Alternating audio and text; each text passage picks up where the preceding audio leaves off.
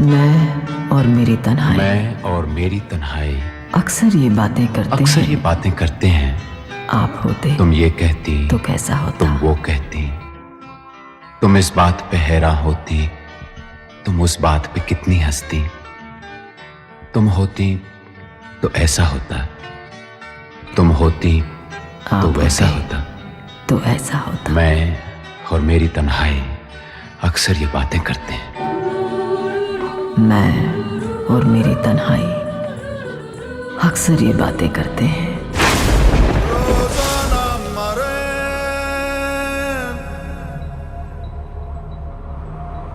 तेरी यादों में हम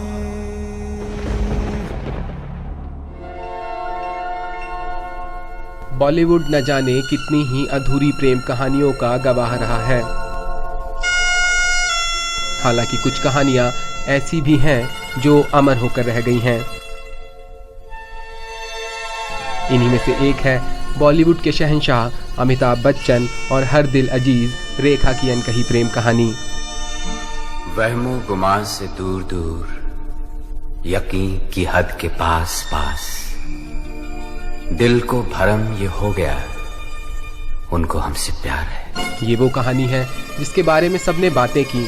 इससे जुड़ी कई घटनाएं अखबारों की सुर्खियां भी बनी, लेकिन इन दोनों ने शायद ही इसे लेकर कभी कोई जिक्र किया हो।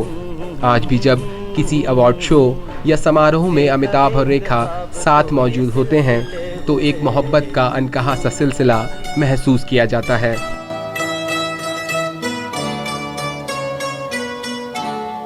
नीला आसमां सो गया।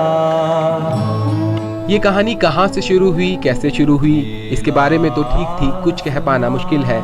लेकिन साल 1976 में आई फिल्म दो अनजाने में अमिताभ और रेखा ने पहली बार साथ काम किया था। कोई मेरे साथ चले ना चले, मुझे कोई साथी। अमिताभ तब तक स्टार बन चुके थे और फेमस बॉलीवुड एक्ट्रेस जया भादुड़ी से उनकी शादी को भी 3 साल गुजर चुके थे। बस यही वो मोड़ था जहां से अमिताभ और रेखा के बीच कुछ कुछ होने की खबरें बाहर आने लगीं। साहब, आपका नाम ना लेते हुए भी आप ही का जिक्र किया है। अपनी मंजिल का है तो डर गए थे? हाँ, डर गया था। कहीं जबान से निकला हुआ नाम आग न लगा दे। अमिताभ से मिलने के बाद रेखा की पर्सनैलिटी में भी बड़ा बदलाव देखने को मिला। रेखा ने अपने करियर को काफी सीरियसली लेना शुरू कर दिया था। उधर अमिताभ भी रेखा के जादू से बच नहीं पाए और पूरी फिल्म इंडस्ट्री में इस प्रेम कहानी के चर्चे होने लगे। 18 बरस की तू होने को आई रे, 18 बरस की तू होने को आई रे, कौन पूछेगा जतन कुछ कर ले। कहा जाता है कि रेखा ने बिना डरे अपने कुछ दोस्तों को अमिताभ के साथ अपने रिश्तों के बारे में साफ साफ बता दिया था। उधर शादीशुदा अमिताभ घबरा गए और रेखा से जुड़े हर सवाल को उन्होंने सिरे से नकार दिया। और फिर वो दिन आया जिसने हंगामा बरपा दिया। अभिनेता ऋषि कपूर और नीतू सिंह की शादी में रेखा मांग में सिंदूर भरकर बिल्कुल एक शादीशुदा औरत की तरह पहुंच गई। ये अफवाह उड़ी कि रेखा और अमिताभ ने चुपके से शादी कर ली है। हालांकि रेखा ने कभी इस बारे में कुछ नहीं कहा। ये मोहब्बत है दिलों का रिश्ता, ये मोहब्बत है दिलों का रिश्ता, ऐसा रिश्ता जो जमीनों की तरह सरहदों में कभी तकसीम नहीं हो सकता। तू किसी और की रातों का हंसी चांद सही, मेरी दुनिया के हर रंग में शामिल तू है। तुझसे रोशन है मेरे ख्वाब, मेरी उम्मीदें, मैं किसी राह से गुजरूं, मेरी मंजिल तू है। उधर जया के सब्र का बांध भी अब टूटने लगा था। उन्होंने एक दिन रेखा को फोन कर अपने घर डिनर पर बुला लिया। अमिताभ उस वक्त शहर से बाहर थे। रेखा पहले तो घबराईं, लेकिन फिर जया से मिलने चली गईं। कहा जाता है कि डिनर के दौरान रेखा से जया ने अमिताभ और उनके कथित अफेयर पर कभी कुछ नहीं कहा। हालांकि जब रेखा लौटने लगी तो जया ने सिर्फ इतना कहा, क्या चाहती हैं आप? मेरे जाने से क्या होता है?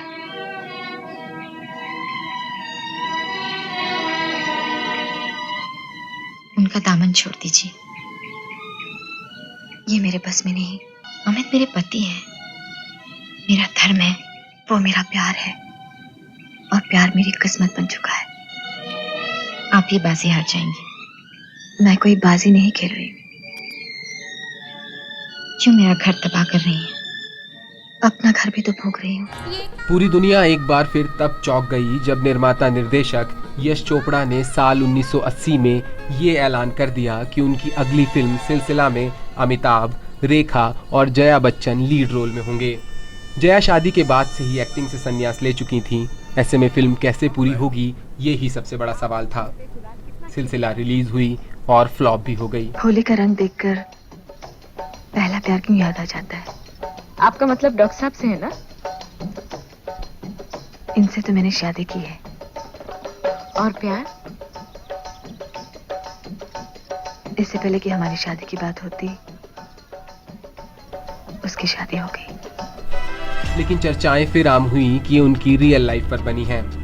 हालांकि यश चोपड़ा ने 11 अगस्त 2010 को बीबीसी को दिए एक इंटरव्यू में इस बात को कबूल किया कि फिल्म की शूटिंग के दौरान वो काफ़ी ज़्यादा डरे हुए थे, क्योंकि अमिताभ, जया और रेखा के बीच बेहद तनाव था।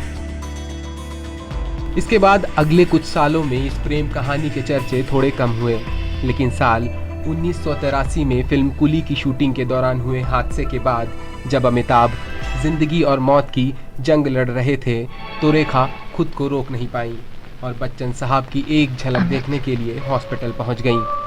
अफसोस, उन्हें अमिताभ से उस दिन नहीं मिलने दिया गया। रेखा को इस घटना से बेहद धक्का लगा। एक इंटरव्यू में उन्होंने कहा, सोचिए, मैं उस शख्स को ये नहीं बता पाई कि मैं कैसा महसूस कर रही हूँ। मैं ये महसूस नहीं कर पाई कि उस शख्स पर क्या बीत रही है। मुझे मौत मंजूर थी, पर बेबसी का यह एहसास नहीं। मौत भी इतनी बुरी नहीं हो सकती।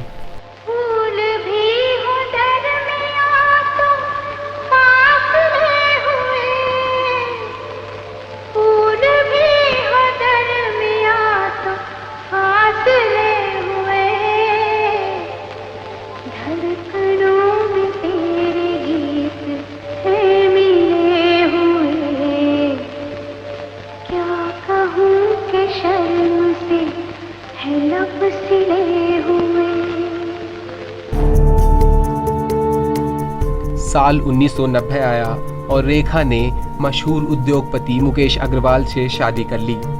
लेकिन शादी के 1 साल बाद ही रेखा की जिंदगी में फिर तूफान आया और उनके पति मुकेश ने सुसाइड कर ली। साल 2008 में रेखा एक बार फिर से एक समारोह में सिंदूर लगाकर पहुंच गईं।